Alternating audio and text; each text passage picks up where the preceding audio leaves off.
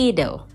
We all have our names that we carry anywhere and everywhere we go. However, there are times when we prefer to be called in the cutest, sweetest way possible. That's why maybe we have our nicknames. Palayaw. I love to be called using my nicknames, but I realize na not everyone loves their nicknames. Kasi merong mga medyo nakakahiya, 'di ba? So, question. Ikaw, ano yung paborito mong tinatawag sa'yo? Ako, Sarah is what my workmates and elementary to college friends call me. May is what my family, relatives, and mga taga-barangay namin call me. Miss. Kapag mga UA senior high school students ko yan. Dati. Hindi, hanggang ngayon pala. So, kapag may mga nag-message sa akin na hindi ko kilala, madalas yun yung clue ko kung sino o saang group siya kabilang. Di ba may mga ganon? Merong mga tawag sa'yo na alam mo na sila lang ang tumatawag sa'yo nun. Di ba may mga tawag sa atin na kilala agad natin kung sino yung tumatawag sa atin nun? That's why I think sweet din yun. Paminsan. Diba?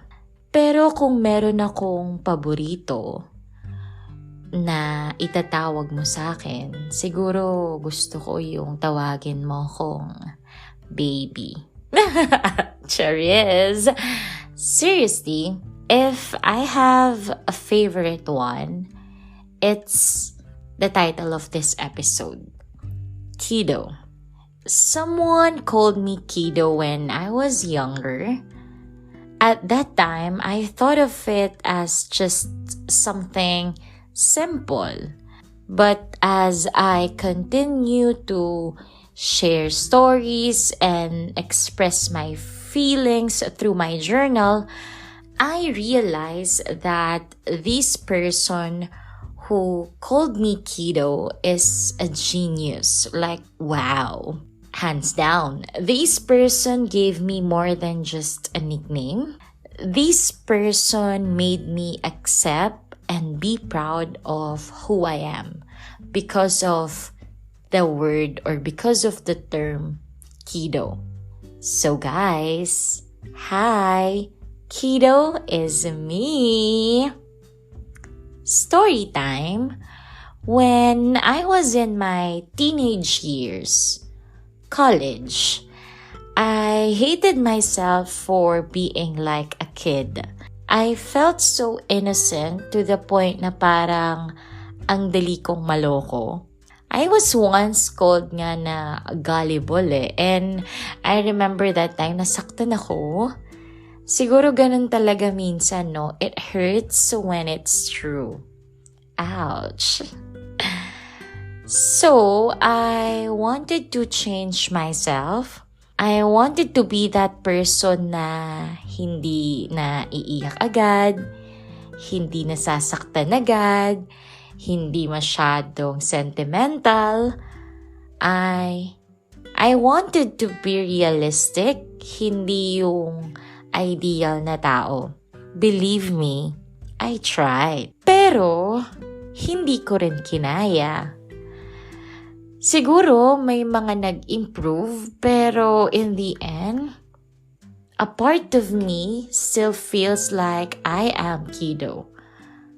My high school best friend once told me, huwag mong baguhin kung ano ka, yung innocence mo, yung kindness mo, that is you.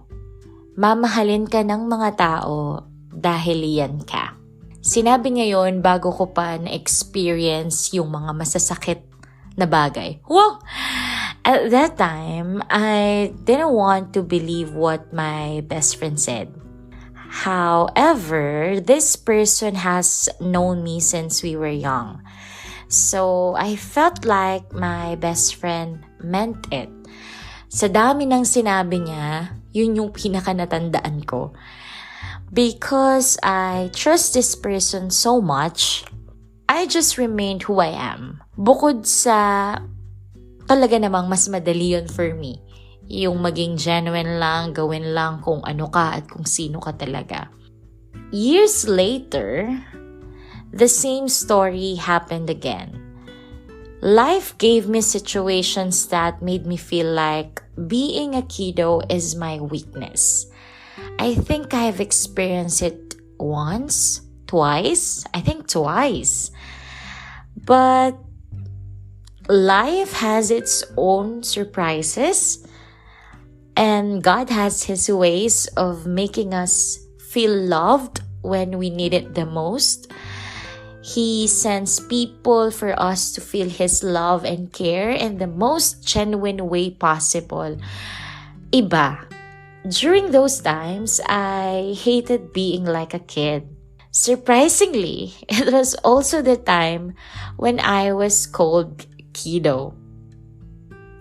Sabi ko nga kanina, at that time, I never thought about the reason behind it. But as days passed by, I realized more why I was called Kiddo.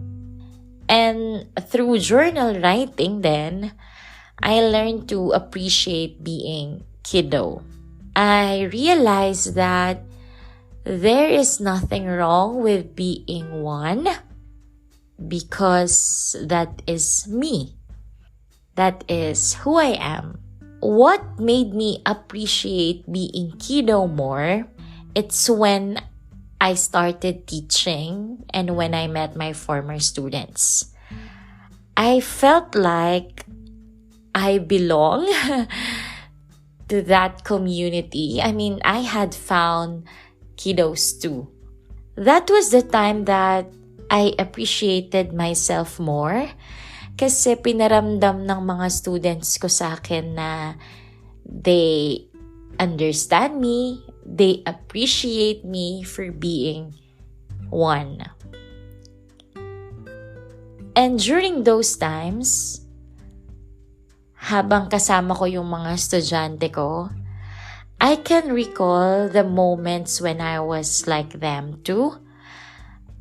I remember how blessed I am in my life for meeting people who believe in a kiddo like me. Sabi ko nga, iba. Iba yung pakiramdam na may nakikinig sa mga pangarap mo, nakakakita ng galing mo, at naniniwala na kaya mo kahit bata ka pa.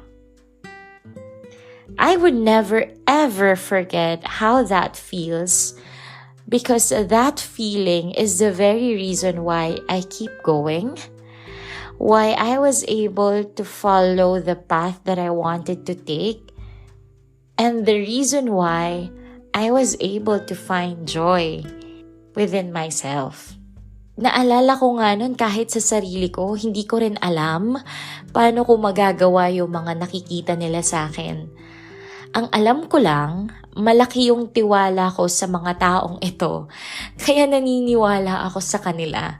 Like a kid, though, diba? To be honest, there are also times in my life when I also felt that I am not enough. I have heard the words, sayang ka. I've been compared to other people too, like the lines, buti pa si ganito, si ganyan. Even words like, bakit kasi hindi ka nag-aral ng ganito, ng ganyan, di sana ganito, ganyan. And I forgot the other words, pero what I can remember is, nakakababa yun ng kumpiyansa sa sarili, ng tiwala sa sarili. But thank you, Lord. Kiddo's favorite person said, why listen to those who don't appreciate you when you have people who believe in you? That line felt like a hug. And now that I'm sharing it in my podcast, nakakaiyak pala. Oh my God. I have never been this vocal, but I'm doing it because this is my personal journal too. And maybe some of you can relate with what I'm saying. So, like I've said, since I'm a kiddo, I trust people because I trust this person so much. That's what I did. Whenever I hear words that weigh me down, I always choose to remember the words that lift my spirit up. That's the reason why I am writing pambobola or some words of appreciation in my journal. Para kapag kakailangan ko ng pambobola, nandun yung mga yon. And believe me, effective siya sa akin para ma-boost yung confidence ko ulit. But other than that, when life feels heavy, Kiddo is my reminder to not worry, to hope for the best, to take it easy, to not be afraid to fail, to commit mistakes, to take life lightly.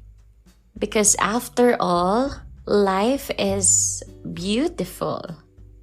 Funny how years ago, I wanted to change being a kiddo. Years later, here I am, proud to be kiddo, bragging about it, creating a podcast episode with it as a title. Hindi mo rin talaga masabi kung ano yung magiging takbo ng buhay anyway.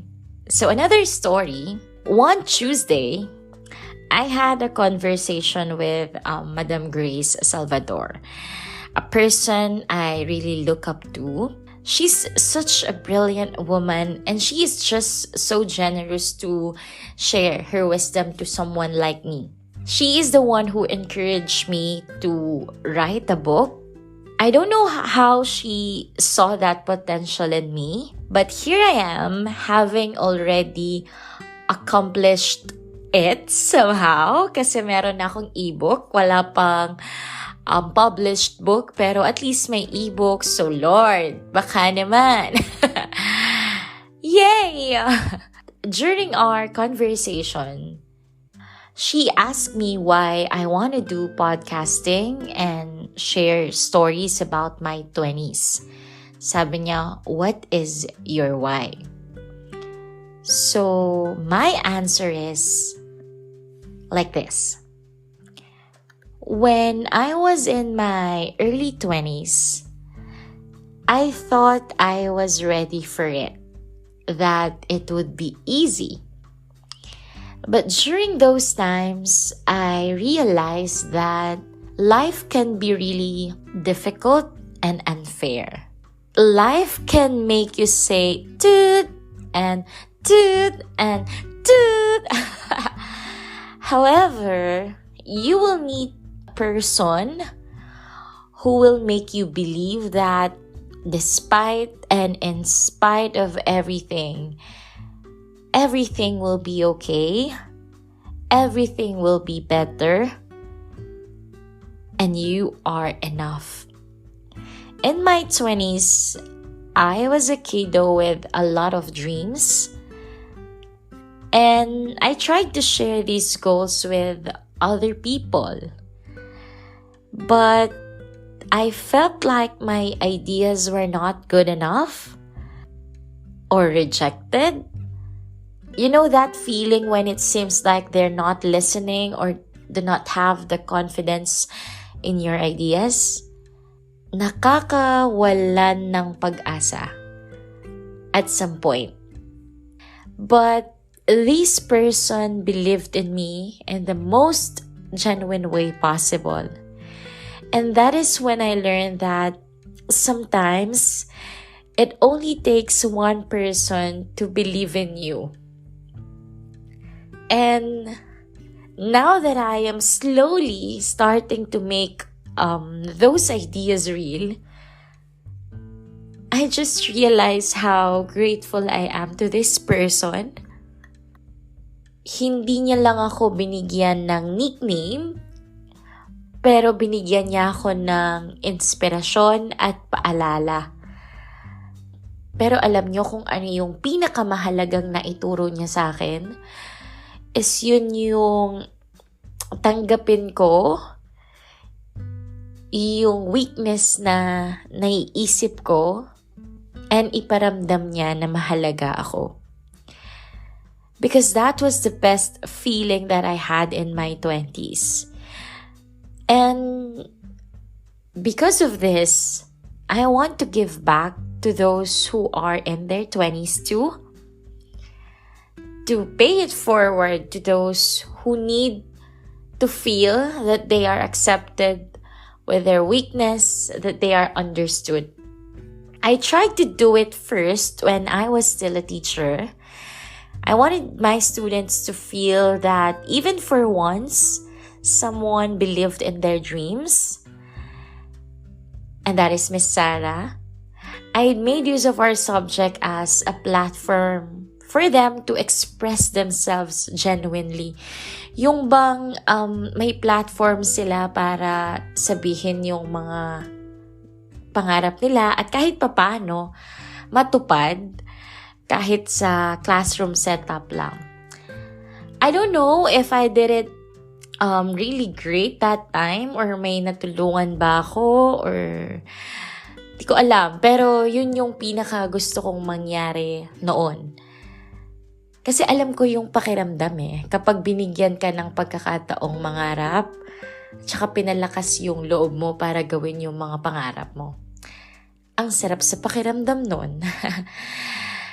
And now, dahil nawala ako sa teaching and I feel like I miss that feeling, seeing my students sharing about their dreams, I'm doing it again through Sarah's Bedtime Stories.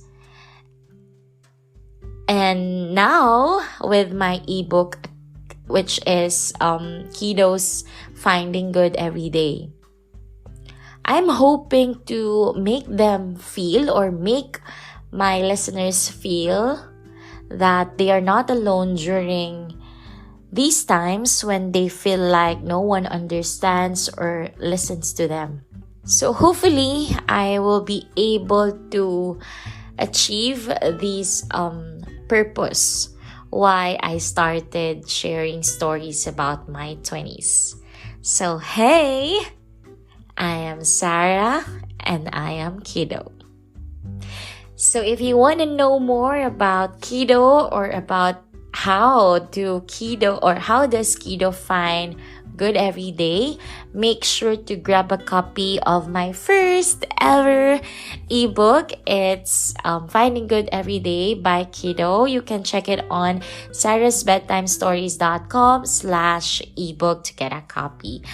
Again, so sorry for being so emotional for this episode. It's just that this one is more personal. But this one needs to be published because this is my way of saying thank you to the person who called me Kiddo. To the person who called me Kiddo, I don't know if you're hearing this or if you are listening, but you've inspired me a lot. And I wish you're proud of me. So good night. Mwah! For more stories and more inspirations, get a copy of Kiddo's Finding Good Every Day. Just visit sarahsbedtimestories.com/ebook and fill out the form. Thank you so much.